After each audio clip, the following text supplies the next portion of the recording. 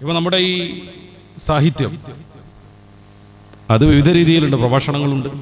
നഫിൽ ബയാനി ലസിഹ്റ, പ്രഭാഷണത്തിൽ മാസ്മരികതയുണ്ടെന്ന് റസൂലുള്ളാഹി സ്വല്ലല്ലാഹു അലൈഹി വസല്ലം തങ്ങൾ പറഞ്ഞത് കാണാം. ചിലരുടെ നാവ് മാത്രമാണ് വലിയൊരു പ്രസ്ഥാനത്തിൻ്റെ ആകെയുള്ള മൂലധനം. ചില പ്രഭാഷണങ്ങൾ ചരിത്രത്തെ മാറ്റിമറിച്ച് നമുക്കറിയാൻ പറ്റും. ഭൗതികമായും ആത്മീകമായും അങ്ങനത്തെ ചില സംഭവങ്ങളുണ്ട്. സാബിത്ത് ഇബ്നു ഖൈസ് റളിയല്ലാഹു അൻഹു അള്ളാഹുവിൻ്റെ തിരുദൂതരുടെ പ്രഭാഷകൻ എന്നറിയപ്പെട്ടയാളാണ്. ഖതീബുൻ നബി സ്വല്ലല്ലാഹു അലൈഹി വസല്ലം, അള്ളാഹിൻ്റെ റസൂൽ തങ്ങളുടെ പ്രഭാഷകൻ. നല്ല ശബ്ദമായിരുന്നു.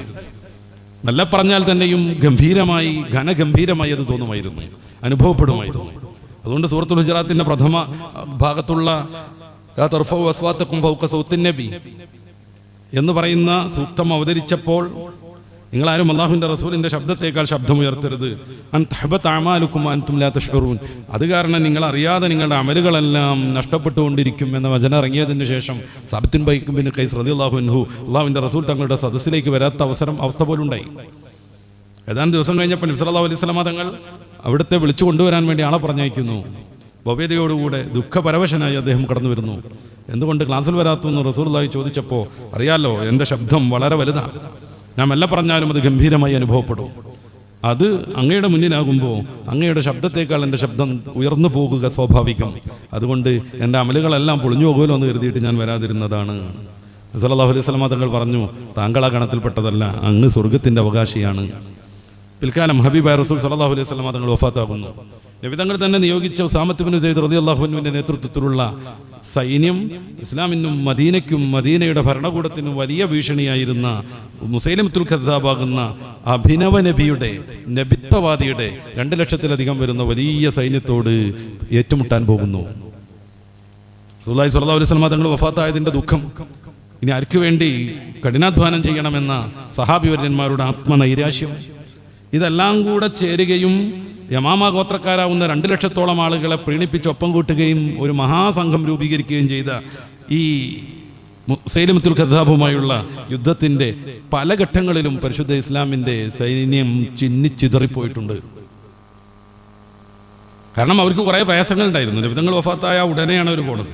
ഇതിൽ തന്നെ നബിതങ്ങൾ വഫാത്തായി മരണപ്പെട്ടു, ഞാൻ നിന്നി ഖത്തൽതു മുഹമ്മദ എന്നൊരാൾ കള്ള പ്രവചനം നടത്തിയതോടുകൂടെ ഇനി ആർക്ക് വേണ്ടി യുദ്ധം ചെയ്യണമെന്ന് കരുതിയിട്ട് ആയുധം ഉപേക്ഷിച്ചവരാണ് അവർ. സല്ലല്ലാഹു അലൈഹി വസല്ലം തങ്ങൾ വഫാത്തായിട്ടുള്ള ഒന്നാമത്തെ സൈനിക നടപടി, സത്യത്തിൽ അവർ 1-ാം ഘട്ടത്തിലും 2-ാം ഘട്ടത്തിലും അവർ പരാജയത്തിലേക്ക് എത്തിച്ചേർന്നു. ഖാലിദ് ബിൻ വലീദ് റളിയല്ലാഹു അൻഹുവിൻ്റെ ടെന്റ് പോലും ശത്രുക്കൾ അതിക്രമിച്ചു കയറി, അവിടുത്തെ ഭാര്യയെ തടവിലാക്കി. ഇவ்விதം ഇസ്ലാം നബിതങ്ങളുടെ വഫാത്തിന് ശേഷമുള്ള 1-ാമത്തെ സൈനിക നടപടിയിൽ പരാജയത്തെ തുറച്ചു നോക്കിക്കൊണ്ടിരിക്കുമ്പോഴാണ് സാബിത്ത് ഇബ്നു ഖൈസ് റളിയല്ലാഹു അൻഹു ഒരു പാറപ്പുറത്ത് കയറി നിൽക്കുന്നത്. ഖതീബുർ റസൂലാണ്, അല്ലാഹുവിൻ്റെ റസൂലിൻ്റെ പ്രഭാഷകൻ. തൻ്റെ ഉജ്ജ്വലമായ ഘനഗംഭീരമായ ശബ്ദത്തിൽ അവിടുന്ന് ഒരു കൊച്ചു ഭാഷണം നടത്തി. ചരിത്രം മാറിമറിഞ്ഞു. അതോടുകൂടെ അവിടുന്ന് ചോദിക്കുന്നുണ്ട്, അല്ലാഹുവിൻ്റെ റസൂലിൻ്റെ കാലത്ത് അവിടത്തേക്ക് വേണ്ടി നമ്മൾ യുദ്ധം ചെയ്തത് ഇങ്ങനെ അലസരായിട്ടായിരുന്നു എന്ന്.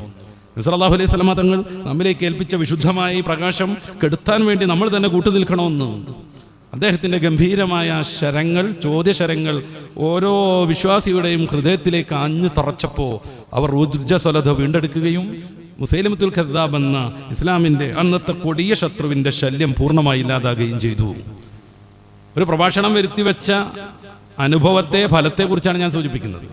ചരിത്രത്തിൽ ഇങ്ങേ തലയിൽ ജനാധിപത്യ രംഗത്തും മറ്റും അങ്ങനത്തെ കുറേ പ്രഭാഷണങ്ങളുണ്ട്. ഇന്നും നമ്മൾ ഓർത്തുകൊണ്ടിരിക്കുന്ന മാർട്ടിൻ ലൂതറിൻ്റെ ഐ ഹാവ് എ ഡ്രീം, എനിക്കൊരു സ്വപ്നമുണ്ട് എന്നുള്ള പ്രഭാഷണം ചരിത്രത്തെ സ്വാധീനിച്ചത് എങ്ങനെയെന്ന് ഈ ആധുനിക പഠിതാക്കളാവുന്ന നിങ്ങൾക്കൊക്കെ അറിയാമായിരിക്കും. ഈ പ്രഭാഷണത്തിൽ വളരെയേറെ സ്വാധീനം ചെലുത്താൻ പറ്റുന്ന റസൂലിൻ്റെ ഭാഷയിൽ സിഹർ, മാസ്മരികത്വമുണ്ടെന്നാണ് നമ്മൾ മനസ്സിലാക്കേണ്ടത്. അപ്പം അത് ഏത് രീതിയിലാണ് ഉപയോഗപ്പെടുത്തേണ്ടത്? പ്രഭാഷണം എന്ന കലയെ നന്മയ്ക്കു വേണ്ടി, സമാധാനത്തിന് വേണ്ടി, ആദർശ വിശുദ്ധമായ ജീവിതത്തിന് വേണ്ടി ഉപയോഗപ്പെടുത്തുമ്പോൾ അത് നന്മയായി മാറും, ഒരു നല്ല നന്മയ്ക്കുള്ള പ്രേരണയായി മാറും. നേരെ മറിച്ച് ഇതേ ഭാഷണം, ഇതേ സംസാര വൈഭവം തിന്മയ്ക്ക് വേണ്ടി ഉപയോഗപ്പെടുത്തുമ്പോഴോ അത് തീർച്ചയായിട്ടും തിന്മയായി മാറുകയും ചെയ്യും. അപ്പോൾ ആഖിറത്തെ ഓർമ്മിപ്പിക്കുക, ഭൗതികമായും നമുക്ക് എന്തെങ്കിലുമൊക്കെ ഗുണങ്ങൾ ഉണ്ടാക്കുക, അല്ലെങ്കിൽ ഭാഷാശുദ്ധി പഠിക്കാനോ പഠിപ്പിക്കാനോ വേണ്ടി ഉപയോഗപ്പെടുത്തുക, ഇങ്ങനെയൊക്കെയുള്ള രീതിയിൽ സാഹിത്യത്തിൻ്റെ വിവിധ ഭാഗങ്ങളെ ഉപയോഗപ്പെടുത്തുമ്പോൾ അത് തീർച്ചയായിട്ടും നന്മയായി മാറും, അനുവദനീയവുമായി മാറും.